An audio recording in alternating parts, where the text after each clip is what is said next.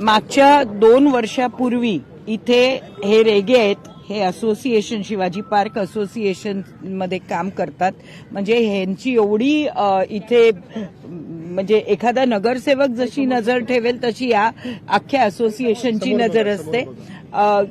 2 वर्षापूर्वी आम्ही इथे झाडं लावलेली. ओके. आणि ह्या पावसाळ्यामध्ये आपण बघितलं जुलैमध्ये की अनेक वृक्ष उन्मळून पडले.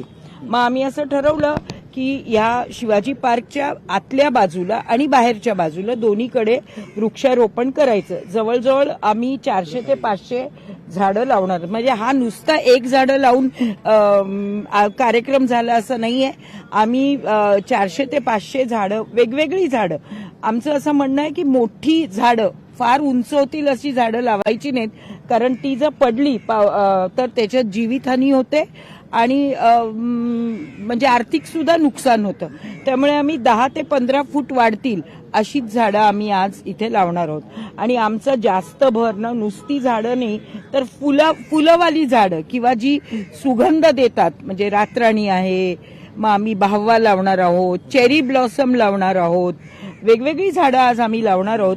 एवढ्याच करता की नुसतं हिरवगार दिसलंच पाहिजे शिवाजी पार्क, पण त्याच्या बरोबर नेत्रसुख, म्हणजे जसं विक्रोळीला आपण जातो आणि तुम्हाला दोन्ही बाजूला चेरी ब्लॉसम्स दिसतात, नेत्रसुखही मिळतं. तसं आमचं असं एक मत आहे की म्हणजे शिवाजी पार्कमध्ये आम्ही वेगवेगळ्या प्रकारची झाडं लावावी ज्यांनी लोकांना नेत्रसुख देखील मिळेल. आम्ही जो कॅडल रोड आहे आणि सुगंध सुद्धा दरवळेल.